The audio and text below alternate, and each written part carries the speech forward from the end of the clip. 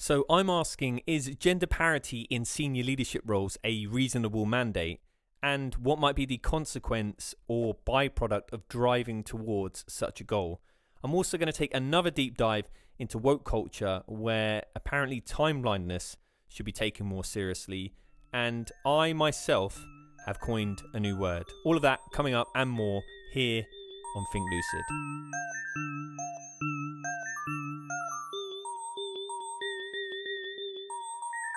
We had the extended family together, I think not last weekend, the weekend before, all in the sun, around the table, enjoying the weather whilst the sun wasn't behind the clouds. And seemingly innocuous conversations begin to unravel, becoming slightly heavier discussions, as they do, and they should, to be fair. It's important to be able to speak your mind around your family. And some of the group are reasoning that it's more than about time for gender norms to dilute. In fact, the more dilute the better, because it might actually sort out many of the issues that we see in the world today, inferring that men are invariably the problem. So I was self-censoring, allowing my wife to fight the good battle. And she was speaking on traditional perspectives. And I do think that traditional perspectives are generally more well received coming from women. Otherwise, you would say that sort of tends to crop up from my experience. Not with family, of course, but in general. In fact, there's actually a great way to shut down any conversation with a white man. You just say, whatever they're talking about, you just say, well, you would say that, and then boom, conversation dead. Anyway, we were speaking about women in leadership roles and why we need to forcibly facilitate for women to acquire roles of leadership and positions of power. Because of inequalities, women are being held back from these roles. There is a lack of representation. And in fact, women would probably do a far better job than the men that are currently sitting in those roles today. And that's sort of the very same sentiment or view that campaigner and broadcaster Katie Litchfield holds.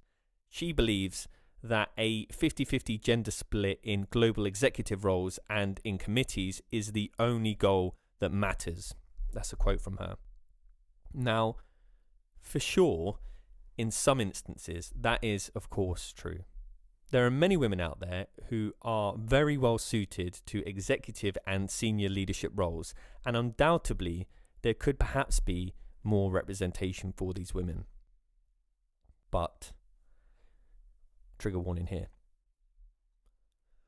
Rather than lead with the systematic oppression of women, a huge conspiratorial piece, I must say, in 2023, could it be, maybe, simply that more men want these types of roles and they want them more?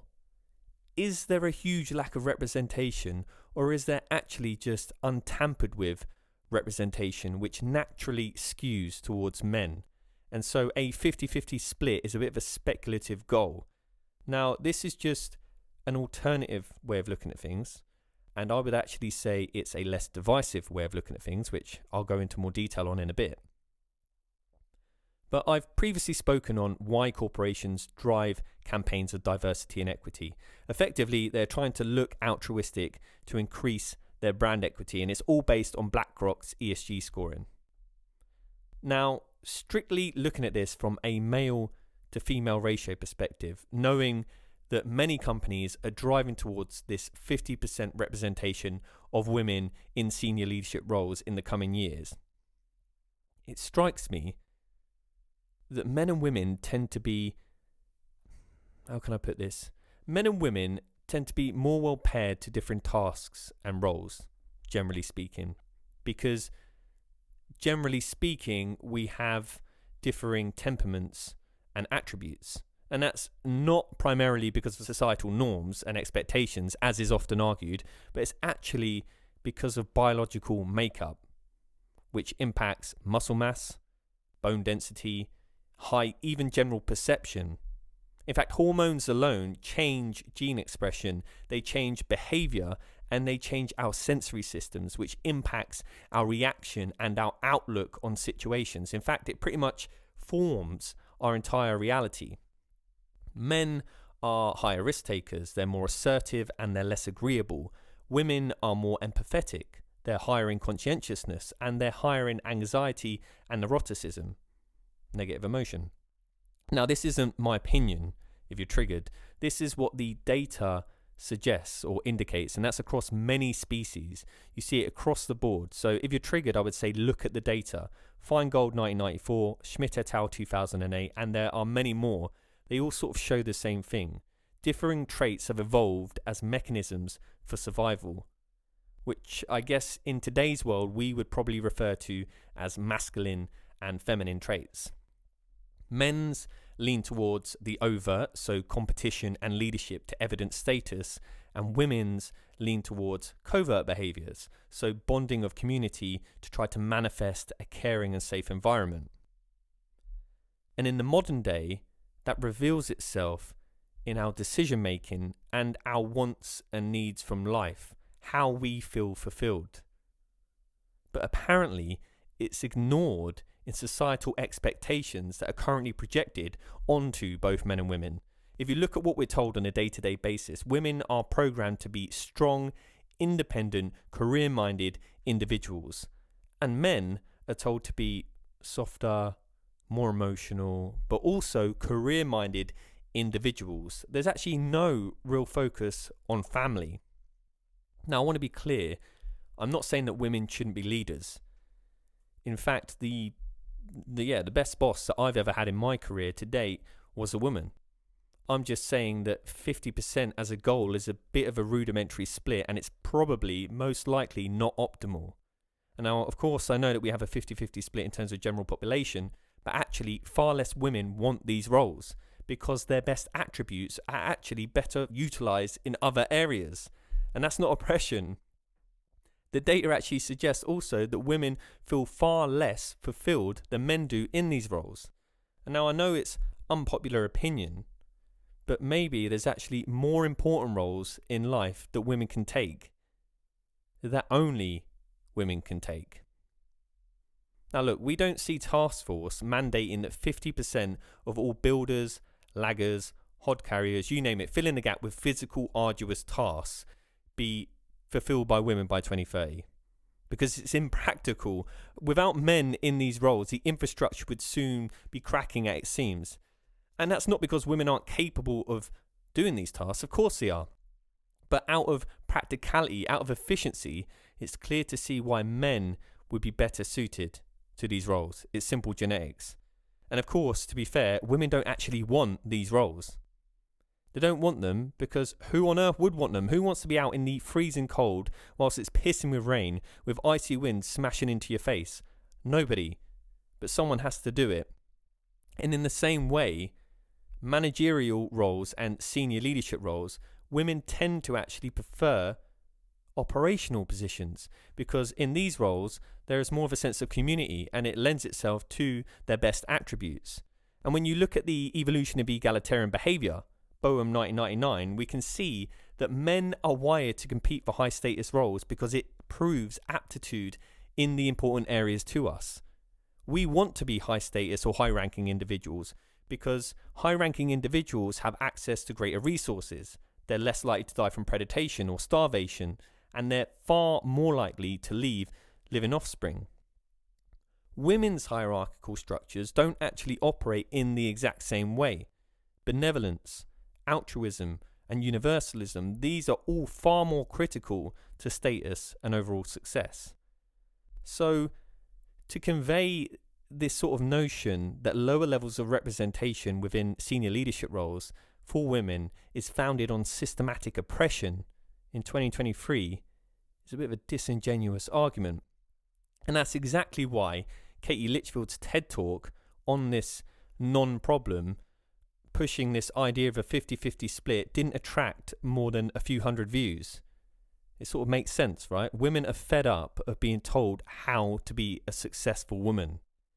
Maybe success is different to different people. And alas, perhaps these roles are generally more well paired with masculine traits, which in the main, although it does seem to be changing now, are held by men.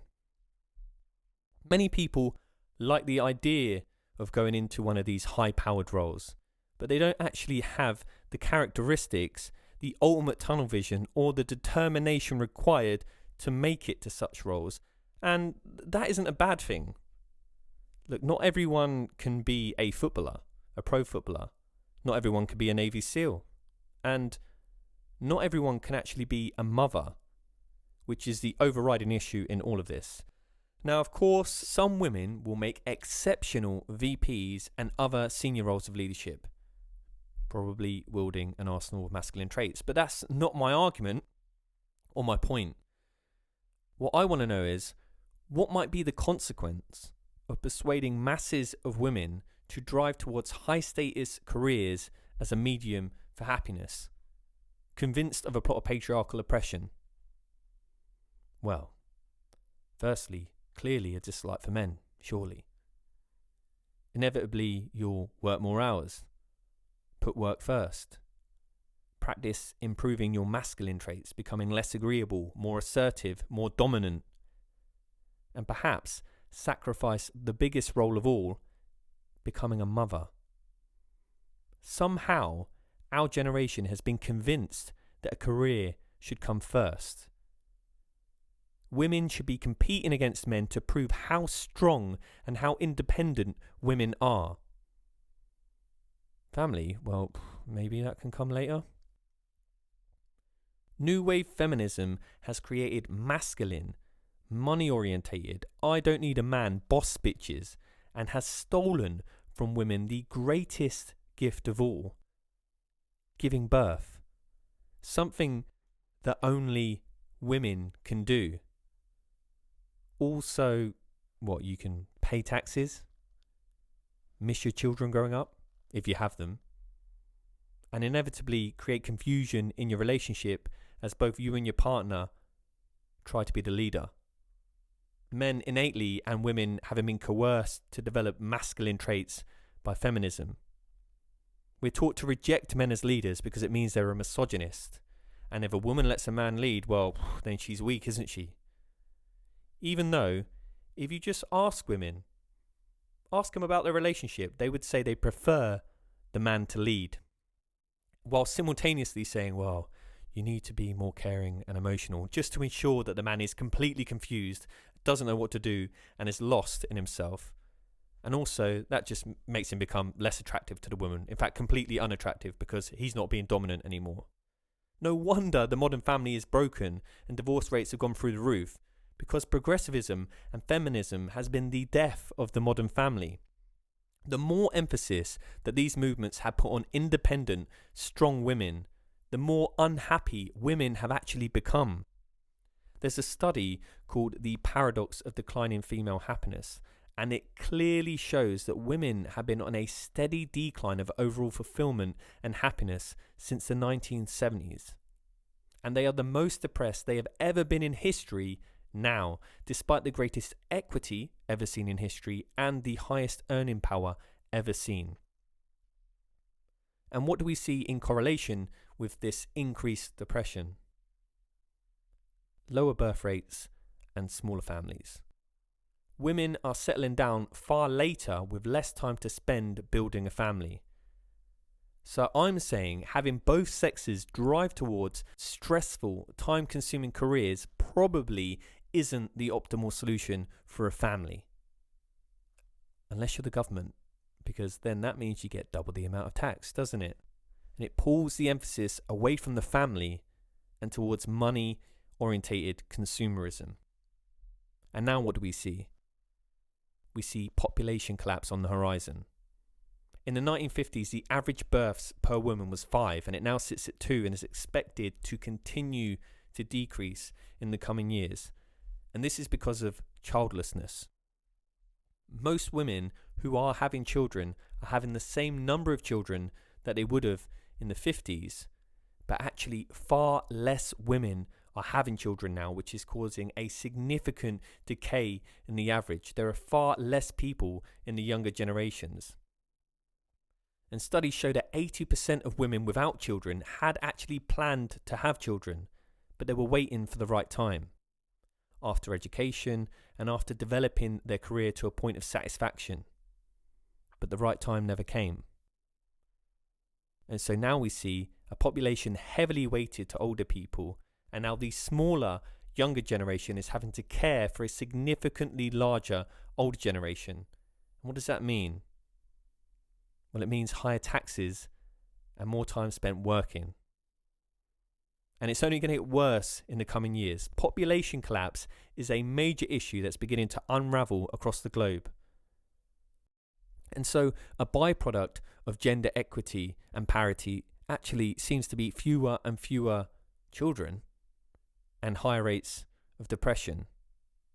And remember, this woke concept that we should be striving for equity for all levels, for all groups, is a divider.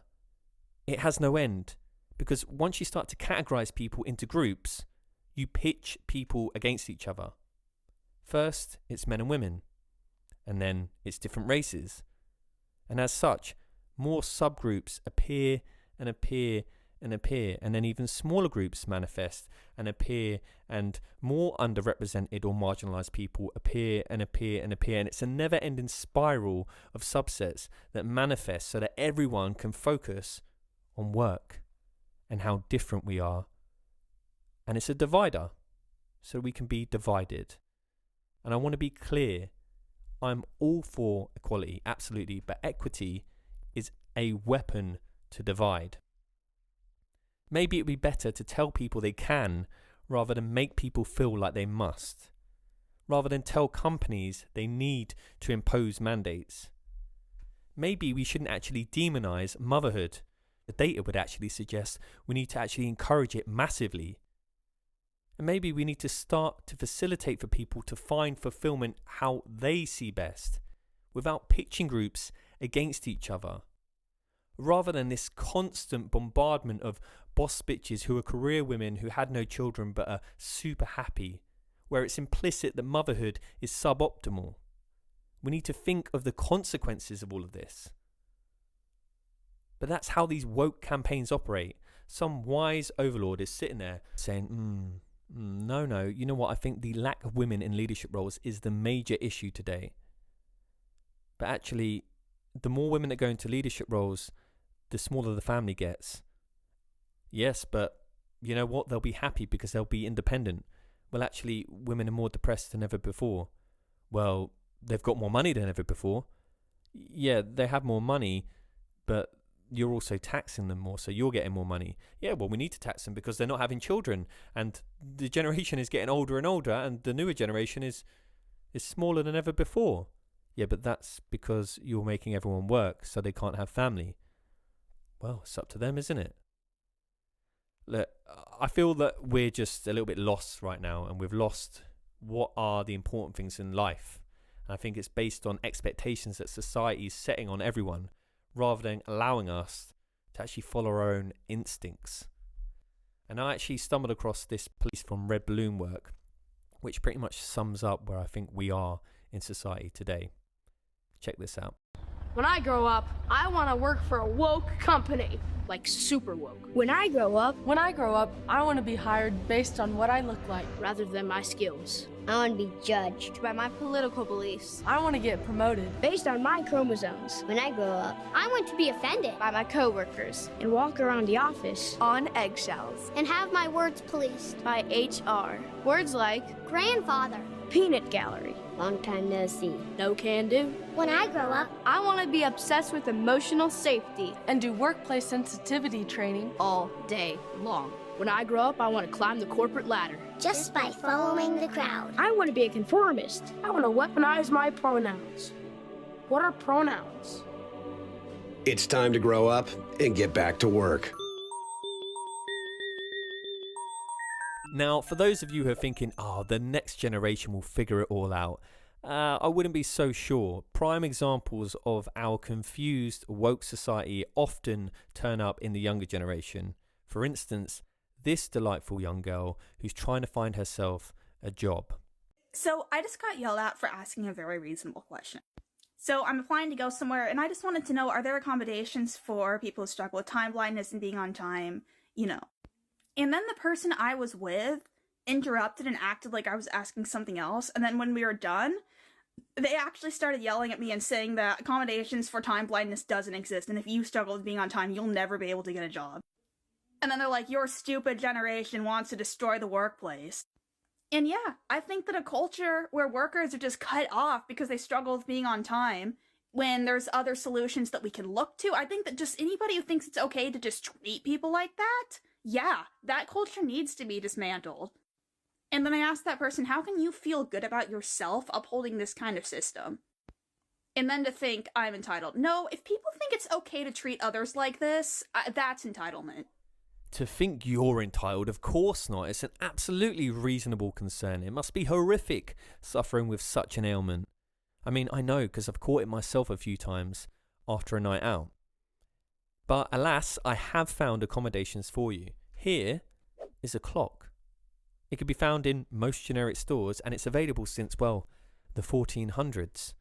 Some can be mounted on walls, others people put by their bedside cabinet, and in fact rappers have actually been known to wear them around their necks so they can see the time at all times. You could even put one in your pocket if you wanted to, or maybe buy a gigantic one so that you can't help but look at it. Either way, there's plenty of options. And in fact, I've actually found the additional provision of the arm clock. Now, many people call this a watch, and my one only costs £7. So you can get them super cheap. Moreover, the phone that you recorded this tragic episode on, lo and behold, contains a clock inside it, so you could actually set countless alarms to remind yourself of the time. I know. I feel for you. I really do. I wonder, do you suffer with time blindness when it's time to finish work? Often working all the way through the night without sleep, just forgetting to stop working. I know I do. And I wonder, do airlines make accommodations for your lack of punctuality? You know, holding up planes when it's time for you to go on holiday? Or do you somehow make it on time when it's time to treat yourself? Now, it's unfortunate. It really is, I know, but many companies, in fact most of them, consider being where you're supposed to be, when you're supposed to be there, a basic requirement of employment. It's terrible, I know, it's one of these radical patriarchal systems, but it's important to remember that you're not alone. We all have obstacles. And I know it's a tough concept to wrap your head around, but actually, the world itself doesn't revolve around you. Time for the comments section.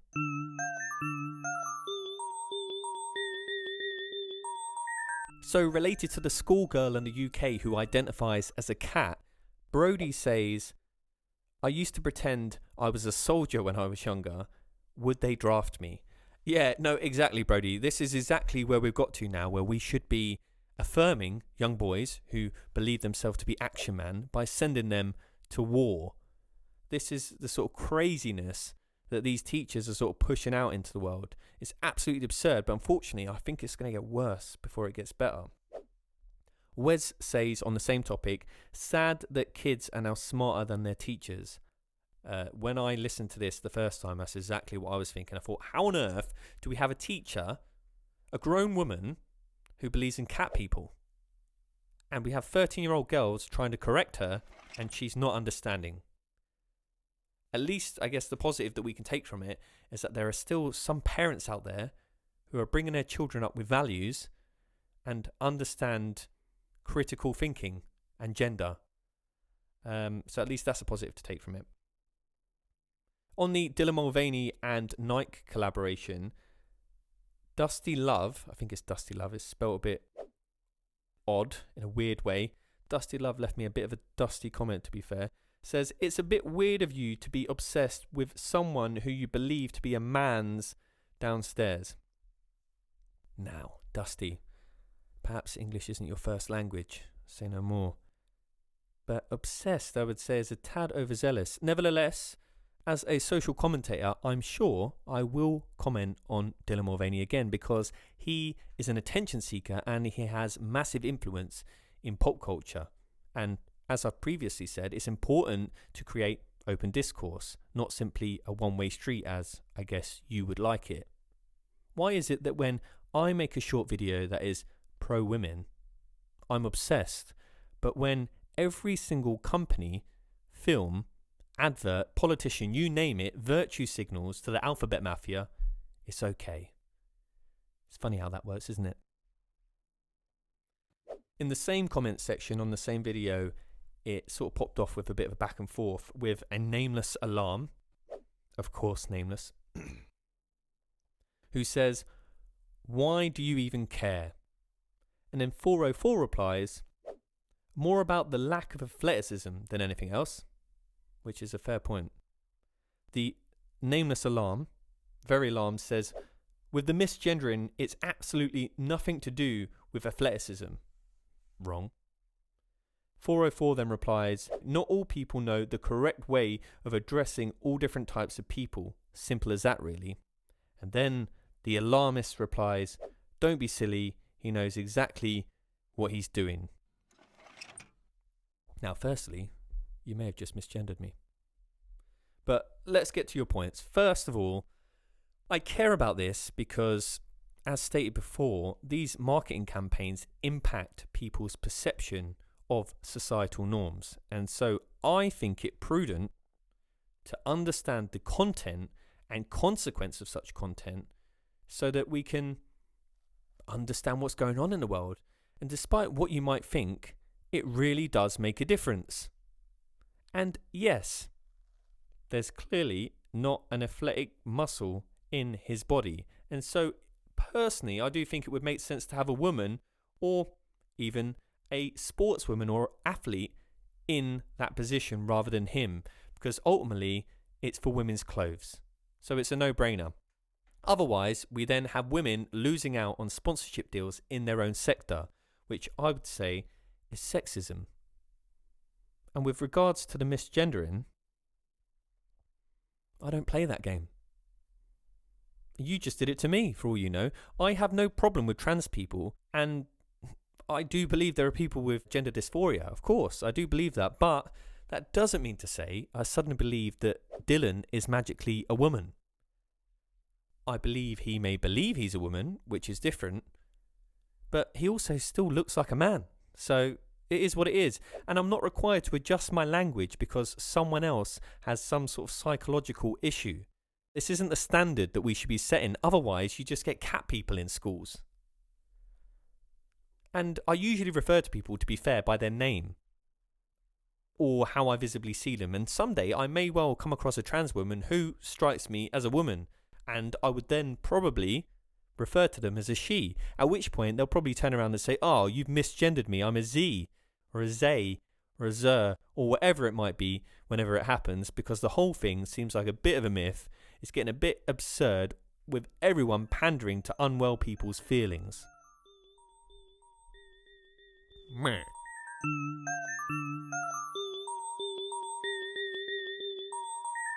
Speaking of trans, you may have already heard that Miss Netherlands 2023 has been crowned in the last week. And Miss Netherlands, you guessed it, is a biological man. No, it's not virtue signalling at all. Men are now more beautiful women than women themselves. And if you disagree, you're a monster. Now, I have nothing against the winner, Ricky Valerie. Fair play. I'm sure you will probably go on to win Miss Universe. The way the world is currently set up, it's a no-brainer. But if we are honestly saying that there are no women in the Netherlands who can beat a biological male in the following three categories: swimsuit wearing, evening gown wearing, and a randomized question from the judge, then we have some major issues in the world. The Dutch women must be going through a bit of a rough patch. Now, maybe they were all stoned or something, or perhaps they were suffering with time blindness and, none of them made it. None of them turned up on time. But the truth is, it's all a bit mad, isn't it? You might be thinking, well, it's only a pageant. But what that actually translates to is, again, biological women losing out.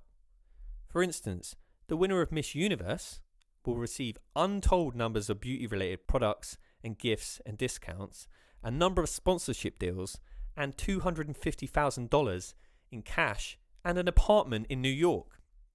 Now, for the sake of biological women, should we not create separate trans categories? Wouldn't that make sense? Now, I actually think that Italy agrees, because since this news has dropped, Italy have changed their entrance policy to say that anyone who enters has to be born a biological woman. So well played, Italy.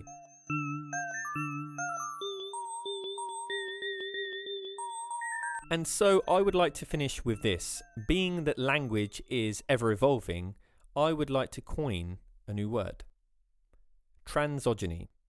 The dislike of, contempt for, or ingrained prejudice against biological men or women from trans-identified individuals.